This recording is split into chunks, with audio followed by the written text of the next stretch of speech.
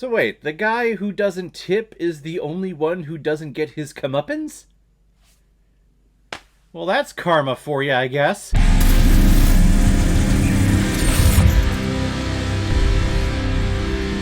Reservoir Dogs, released in 1992, and is directed by Quentin Tarantino, who made his feature-length directorial debut with this movie, and is also behind such films like Pulp Fiction, Jackie Brown, Inglourious Basterds, and Once Upon a Time in Hollywood. And this film is starring Harvey Keitel, Tim Roth, Chris Penn, Steve Buscemi, Lawrence Tierney, and Michael Madsen. This movie is about 8 men who are hired to pull off a jewelry robbery that goes completely wrong because there is a rat amongst the 8. So the movie follows these men after the events of the failed robbery, with them trying to put together all of the pieces of why this thing failed, and who they can trust, and who's the undercover cop. And I wish that I was as creative and genius and intelligent as Quentin Tarantino to write a script and direct a movie like this, to make this your first outing, because in life, you only have one first impression when you go to a job interview, or when you do certain things, when you talk to certain people. You only get one chance to have a great first impression.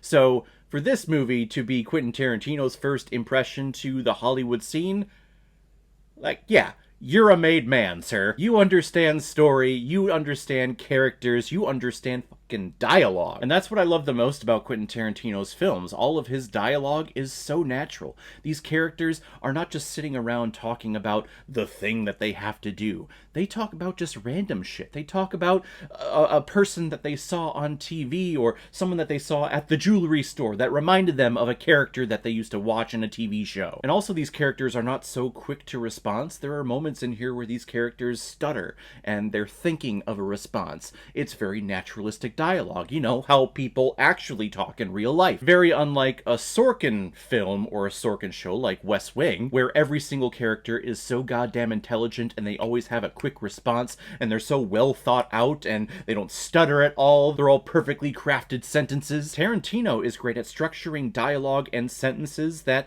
sometimes aren't grammatically correct and don't make sense and have pauses not in the correct places. Kind of like that last sentence that I just said. And the dialogue here is the driving force of this movie, and there is a kinetic energy to the dialogue, which you can't say about the majority of films that are driven by dialogue. Or like if we're taking a theatrical play and we're adapting it to the movie screen, the movie is definitely driven by dialogue in those circumstances, but you can tell that the dialogue is there to entice a live theatrical audience. It's not there in a naturalistic feeling movie. Here though, the dialogue is perfect, and it has an energy behind the words that are being said. Not to mention all the amazing performances like Michael Madsen, who's just this crazy effed up dude who just loves torturing people. He's kind of the reason why this whole operation fell off. He started shooting people up in the jewelry store. Even though we never actually see it, you can actually picture it in your mind because everyone talks about it, and you can see what he does to the cop who's strapped to the chair, and you can go like, oh yeah, this guy would just open fire in a jewelry store during a heist. The improv moments of him cutting off the ear and then him talking into the ear,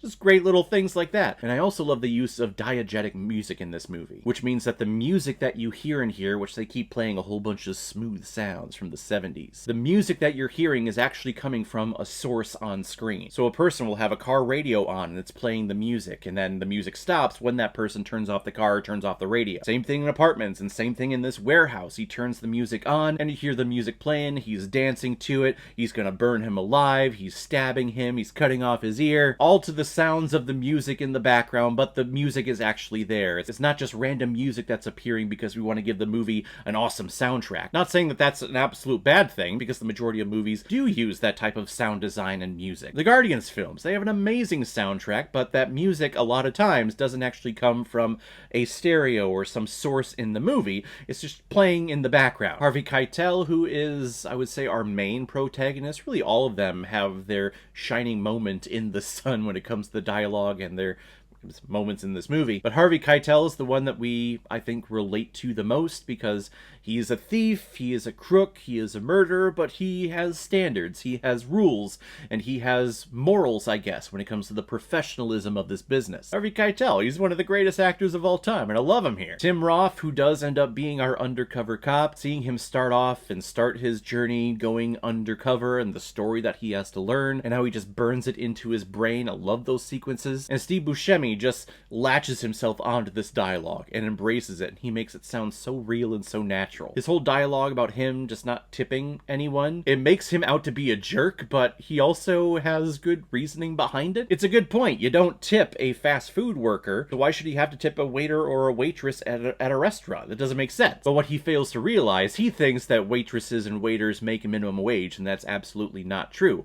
A lot of times waiters and waitresses make well below minimum wage because they know they're going to get tips. So the company cuts their pay so that when they get the tips, it all evens out to, yeah, probably be about minimum wage. But you gotta tip them, you asshole. I know that because I used to be one, and that's exactly what happened. Fuck you, Bob Evans, and not in the nice sensual way. Reservoir Dogs is a fun, non-linear structured film where you're going back in time and then you're coming back to the present, and then you do flashbacks to the job that went awry, which I love. I love non-linear structure. This movie is almost perfect.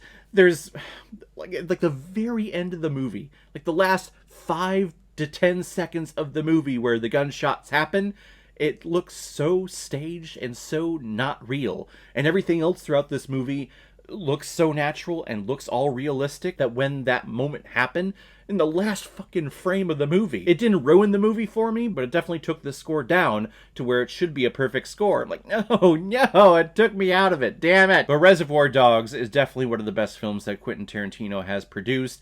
Put him on the map, and my god, this is a great first impression. I'm going to give Reservoir Dogs 4.5 out of 5 Blu-rays. It's good. It's good. So guys, have you seen Reservoir Dogs? What did you think about it? Or if you've never seen it before and you stumbled across because of this video, then comment below and let me know what you thought about it. And as always, if you like what you see here, if you like my take on movies, then hit the subscribe button and make sure you hit that bell so you'll the next time I release my next movie review. So guys, I will see you next time on the channel, but in the meantime, be well, be good to each other, and go watch a movie. Take care, guys.